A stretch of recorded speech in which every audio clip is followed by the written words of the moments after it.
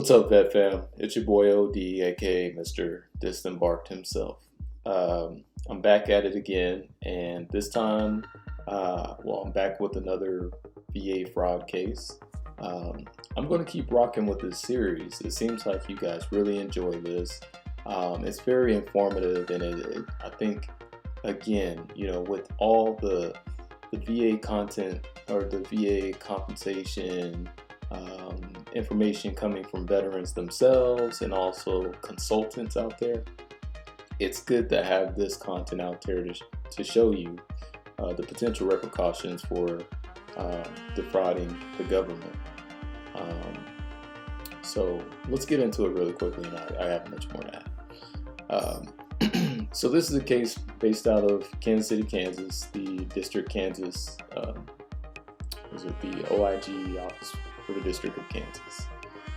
So basically, this veteran, Army veteran, 53 years, saw public information. I'm not trying to blast anybody. He's in trouble for fraudulently misrepresenting and exaggerating his symptoms. And just to give you some quick overview, he went as far as his initial claim was that he had constant jerky motions, tremors, head bobs, and could only walk with the use of a walker. Now, during the examination, he exaggerated these symptoms, displaying a limp, muscle spasms, head bobs, and jerky motions, ultimately resulting in that magical 100% compensation number that, everybody is just striving for in the revenues. Now, what happened in the surveillance, the video footage, the photographs, the testimony of community members, with the help of all of that, they were able to see that his claims of immobility were false. And actually, it was a lot worse.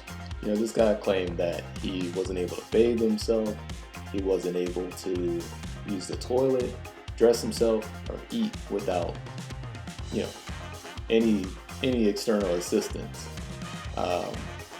So they launched a full-scale operation to have video footage, photographs, and the testimony of your community members. Oh my goodness, I can only imagine. And the thing is, with a lot of these cases, I really wonder, what is it that tips the agency off? I'm going to assume that most of the time it's probably somebody he confided in, and they probably tipped him off or reported him to the OIG tip line, which is the right thing to do if you know somebody personally who's engaging in these fraudulent activities. But it's also very well possible that he went in for an examination, or they thoroughly reviewed his record, and some of the claims he made didn't align with his examinations once he was showing up to the VA. You can only, what do they say?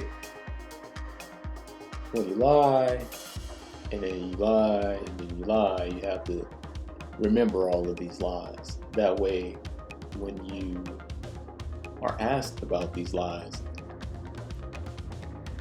you're gonna have to backtrack and figure out, okay, well, I told this person that lie. I told them I wasn't experiencing this for 10 years, and it's, in short, the truth is always going to come to the light.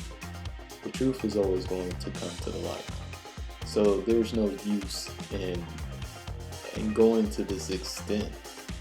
Now, to continue, his misrepresentation resulted in the forfeiture of nearly $450,000 in VA benefits. This case has already been adjudicated. The jury found Hay guilty of 6 counts of wire fraud, 10 counts of theft of government funds, sentencing him October 27, 22, and he faces a maximum penalty of 20 years in federal prison. So this just goes to say, you know, it's, oh, didn't mean to do that. All right, is it worth it? Is it worth it? To me, the answer is no. I, I mean, when people hear about VA compensation, they tend to think of it as a money grab. And the idea behind VA compensation is, the VA is compensating you for when you enter the military service, you have a pre-health physical assessment, or I forgot the acronym for it, but you do the pre enlistment health assessment. It gets a baseline for your condition. And you go through military service. It could be 5, you could do the full 20, 30 years. And then you do a post or a separation physical.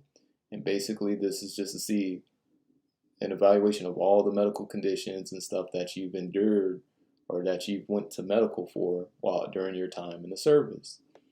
Now the idea behind compensation is you're no longer the same as you were when you entered the service. You left in a much worse condition, or you developed some symptoms, or as a result of your military service. Therefore, the VA is compensating you to help maintain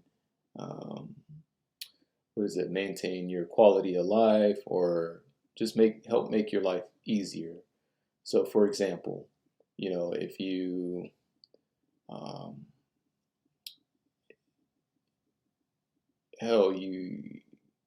you have a degenerative spine issue going on, and you're finding it trouble to get out there and do laborious work, like cutting the grass, or whatever you might deem laborious, right? Well, that VA compensation there is to help cover some of that cost, right? Because ideally you'd be doing it yourself, but you're not in the condition or the shape to do it without having some sort of pain, or exacerbating whatever the existing issue is. And that's what that money is for. It's not just to rack up those dollars. And I've jumped into some of the Reddits, and I see like, hey, such and such, these guys will post the amount of back pay that they receive, which is ridiculous to me. And I honestly, it's a good way for the federal government to track you, and they could easily see, hey, we dispersed $106,000.57 to such and such, and they just posted it. It's just dumb to me. It's just dumb. Yeah, but let me know what you think in the comments. If you want me to continue to do these videos, definitely give me some commentary, some feedback. Let me know how I can make these videos better. I'm just getting started with this YouTubing stuff. I've had this mic for a minute. I'm not investing in equipment yet. Also, this green backdrop, it's actually my office wall. So, but maybe I could throw a flag or something up in the background. Just let me know. Let me know what you think.